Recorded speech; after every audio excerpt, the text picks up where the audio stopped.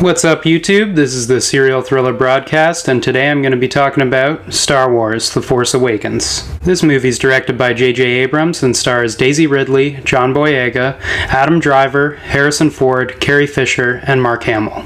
To name just a few. There's also a cameo with Daniel Craig. Let me know if you know which one it is. So to start off, I'll just say when I saw the original trailer for this movie, I wasn't 100% on board. I wasn't totally interested. I guess it had been a while since I had been, hyped up for a Star Wars movie. And when the prequels came out, I was pretty young, so I still enjoyed them at the time. Having just watched them recently, I know that there's a ton of flaws with them, but I still enjoyed them when I was young, and this just didn't quite get me back into that mania right away. There was one part of the trailer which I absolutely loved, which was the introduction of the new lightsaber, which is wielded by Kylo Ren. Obviously, I liked that. However, by the time trailer 3 dropped, I was fully on board with everything that was going on, and I couldn't wait to see the movie. I thought the third trailer just really did the movie justice without spoiling anything in the story or anything like that, so I was extremely excited to see this. So after pretty much spoiling the movie for myself and reading all the possible theories and things like that, some of which actually turned out to be right, I actually got to go see the movie finally. And I'm happy to say that it exceeded every overblown expectation that I had for it.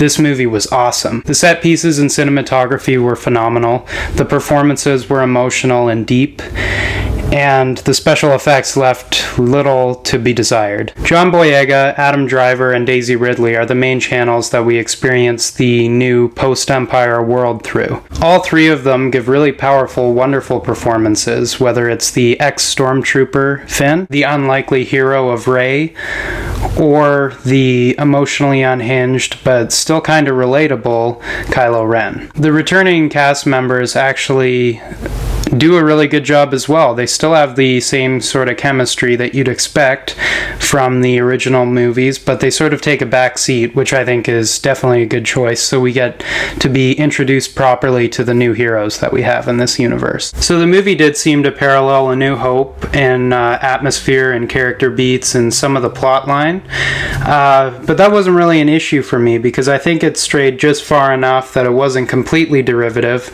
and A New Hope also happens to be my favorite of the original trilogy.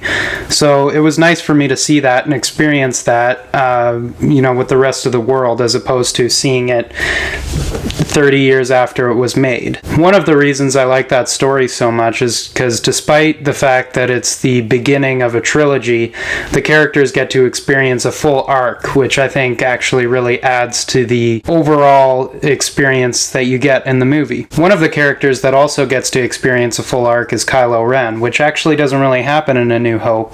Vader's kind of more mysterious and just, he's a bad guy, you don't necessarily know why.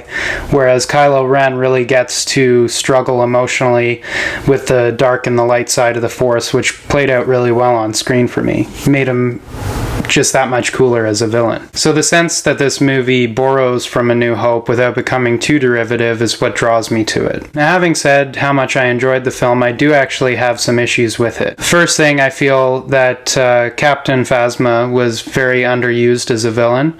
She's the chrome stormtrooper who just looks super badass, but you never really get to see her do anything. She didn't have any big moments or anything like that. At the same time, though, that's okay. If they bring the character back, they've got plenty of wiggle room with her, and really, if it was at the expense of any of the other characters, I'm glad that she had a smaller part, because really the story wasn't about her specifically. The other issue I had was the scene involving something called Rathtars, which are like these big aliens. If you've seen the movie, you know the Rathtars are these kind of big computer-generated monsters, and I just don't think that fit with the atmosphere and the world building they had done earlier in the film. It was kind of a fun scene, but really I don't think it was 100% necessary to have such a big, goofy-looking alien in this scene. It was fun, but it reminded me more of something that JJ would have done in one of his Star Trek films. And for the most part, this movie did not remind me of his Star Trek films at all, which I was really surprised about. I thought that it would have a very similar feel and tone, but this is completely separate to me. It would also be unfair if I didn't mention Oscar Isaac's performance as Poe Dameron, who's sort of like an ace pilot. He's basically got sort of your typical Han Solo swagger, sort of taking the reins from that character and bringing that to a new generation. He's a great pilot. He's not really a Force user, but he's a very badass sort of blaster combat specialist, and he can really hold his own, especially against, kind of immeasurable odds.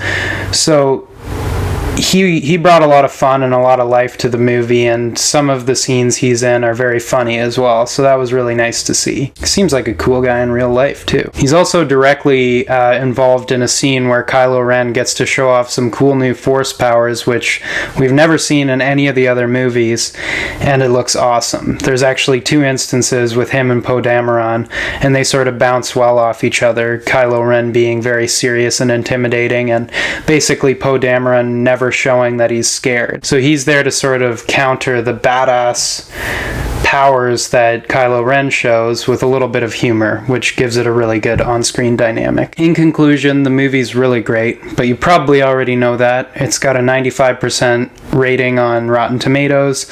I can almost guarantee this one's going to be certified fresh. Even though people tend to complain a lot about the A New Hope similarities, it didn't bother me personally, especially because the movie is aimed towards a younger generation anyways, so some of those kids who are going to watch it probably have never even seen A New Hope. I don't think it's so close that it's copying, in my opinion, but that's just my opinion. Let me know if you feel differently. Luke Skywalker does have an appearance in the film as well. I'm not going to say when or where, but it's very brief, and I think it fits the movie very well. Just basically know that if you go see this one, you're not going to be disappointed. Star Wars The Force Awakens knocks it out of the park on almost every level, and opens up a bright future for the series.